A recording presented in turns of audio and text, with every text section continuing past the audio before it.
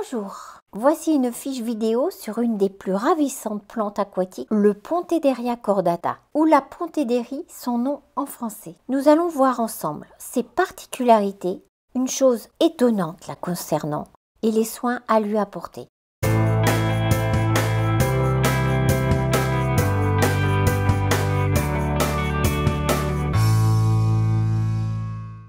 Ses particularités. On a dit qu'elle est ravissante et c'est vrai qu'elle l'est. Avec sa floraison en épis bleus pendant l'été et son élégant feuillage vert luisant en forme de cœur. Elle n'est pas trop envahissante comme certaines aquatiques. Et comme justement elle n'est pas trop envahissante, elle convient parfaitement pour les petits bassins comme par exemple des demi-barriques ou même dans des radeaux comme ici. Elle est comme nous, elle aime avoir les pieds dans l'eau et la tête au soleil.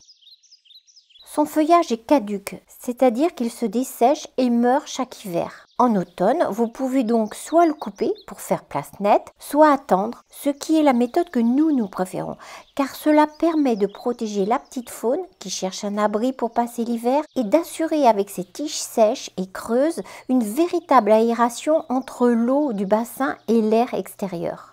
Elle est capable de supporter le froid jusqu'à moins 17 degrés. Donc, pas de souci à se faire dans la plupart de nos régions de France. Une petite précision. Le Pontederia existe en bleu et en blanc. Une chose étonnante la concernant. Les végétaux ont un but dans leur existence, c'est de se multiplier, d'assurer leur descendance. La Pontederie, elle a une technique bien particulière pour le faire. Ici, vous voyez les beaux épis bleus qu'elle dresse en été. Et là, vous voyez, les fleurs sont fanées, les graines commencent à se former et regardez bien ce que fait la tige. Elle se courbe, elle fait même 2 courbes. Et regardez là, vous comprenez pourquoi? C'est pour poser ses graines et les diffuser sur l'eau. Merveilleux, non? Le côté pratique est quels soins lui apporter.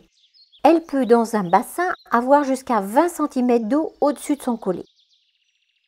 Le collet, c'est quoi? C'est la jonction entre la partie aérienne et les racines.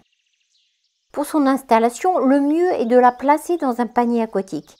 C'est un pot avec plein de petits trous qui permettront les échanges entre les racines de la plante et l'eau, ce qui garantira une bonne épuration de l'eau.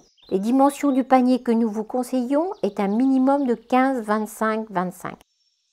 Sinon, pas grand chose à faire, à part la diviser lorsque vous la sentez à bout de souffle ou trop à l'étroit dans son panier. Là, vous partagez la base et replantez une partie. Vous coupez aussi le haut du feuillage à environ 15 cm. Cela permettra une reprise plus facile avec moins d'évaporation et moins de prise au vent.